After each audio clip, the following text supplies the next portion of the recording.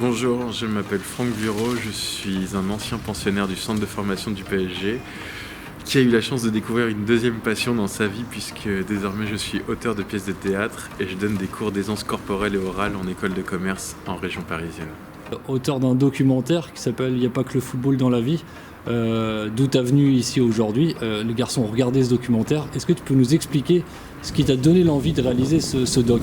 C'était très spontané, ça a été l'envie de retrouver les anciens copains du centre en n'ayant pas trop d'idées précises sur où je voulais aller. Et à force d'échanger avec eux, je me suis rendu compte que la morale était très positive dans le sens où c'était devenu des citoyens du monde, de la vie,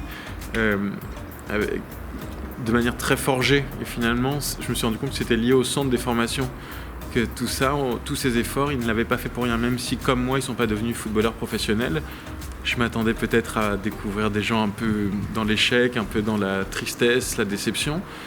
Puisque c'est pas rien, quand même, le sport de haut niveau, c'est le seul domaine où nos rêves s'arrêtent très jeunes. On peut devenir ce qu'on veut toute sa vie, mais sportif de haut niveau, à 17-18 ans, ça peut être plié.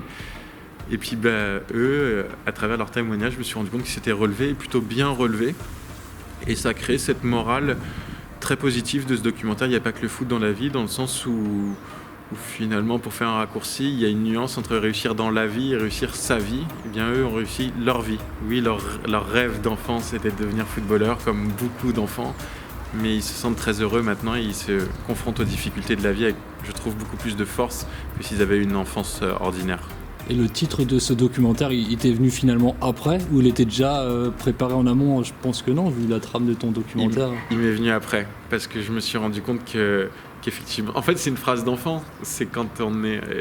Souvent, les adultes nous disent « Mais enfin, il n'y a pas que le foot dans la vie. » On se dit « Bah si, il n'y a que ça. » Et puis, non, l'adulte me parlait à l'enfant que j'étais en disant « Tu vois qu'il n'y avait pas que ça finalement. » Parce que si même eux sont dans des domaines différents, ceux qu'on a ciblés dans le documentaire, moi, je suis dans le théâtre et je me rends compte qu'il y a plein d'autres choses. Il n'y a pas que ça.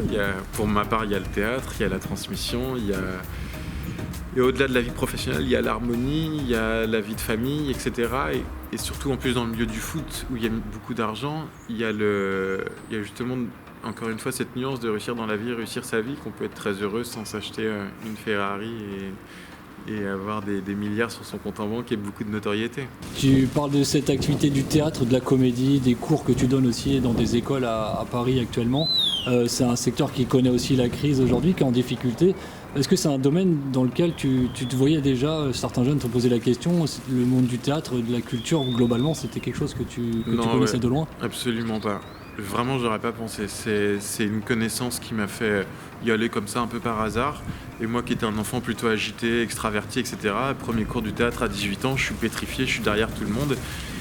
Et c'est là où m'est venue cette idée de vouloir transmettre, puisque ça peut complètement libérer un introverti, encore faut-il avoir le bon professeur, et ça peut évidemment canaliser l'extraverti. Et ça, c'est bien pour se construire. J'adorerais que ces cours-là deviennent obligatoires dans les écoles, comme on impose un cours de sport, un cours de flûte, un cours de chant, etc. Et ouais, je pense que c'est très très important pour l'éducation, que ce soit dans les centres de formation ou dans les pôles, comme ici aujourd'hui, ou à l'école tout simplement, quoi, à l'école. Donc pour toi, là, le fait que Lucie, via le Pôle Espoir, les confronte à cette activité, leur mette un peu le pied à l'étrier, ça a tout son sens, voilà, de proposer cette activité théâtre, même pour des jeunes footballeurs de haut niveau ? Complètement, j'en suis convaincu. Et pour être sans filtre avec vous, j'ai même dit... à la Fondation Football, en fait, qui est à l'origine de ma rencontre avec Lucie, j'avais dit que j'étais prêt à le faire bénévolement, parce que ça me tient à cœur.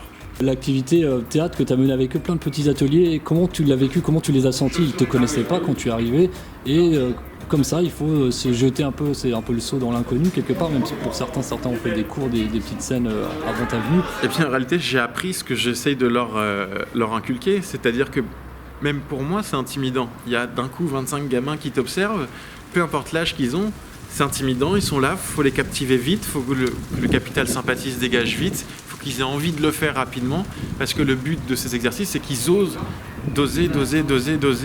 Il n'y a que par l'approche qu'ils oseront. Il ne suffit pas de dire faut le faire, il faut qu'ils aient envie de le faire. Et évidemment que du fait que les jeux soient très ludiques, que l'approche soit le plus familière possible, en gardant évidemment une limite, eh bien permet, je l'ai bien vu d'ailleurs aujourd'hui, aux plus timides d'oser y aller.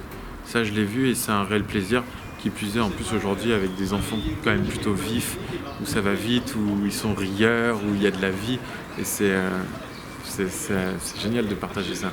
Le foot est loin derrière toi. Pour autant, est-ce que tu arrives à faire le parallèle entre ces deux univers-là, le théâtre, le football, la performance, le regard de l'autre? Est-ce que ce sont vraiment des moments forts qu'on monte sur scène, comme qu'on monte sur un terrain de football? Sur la remise en question surtout, puisque je pense que c'est ça qui forge quand on vit les centres de formation. C'est que si tu es mauvais un week-end au match, eh bien normalement ton premier réflexe il est de te reprendre pour être bon le week-end suivant. Et bien parfois au théâtre il peut y avoir un mauvais article sur soi, on peut dire du mal de ta pièce, tu peux avoir moins bien joué, comme au foot d'ailleurs parfois les comédiens sont moins bons, c'est comme ça, c'est naturel, on ne peut pas être bon tout le temps. Eh bien c'est tout de suite la remise en question positive, c'est qu'est-ce qu'on fait. Et je pense que certains qui ont une enfance peut-être plus ordinaire peuvent être plus vulnérables, plus fragiles, se dire oh, en fait je suis nul, j'y arrive pas, etc. Non. Comme au foot, on se reprend, on va gagner le match, on va faire une remontada et y croire tout le temps, quoi. Parfait. Le mot de la fin pour toi? Eh bien, il n'y a pas que le foot dans la vie, mais c'est génial de pouvoir transmettre via le foot.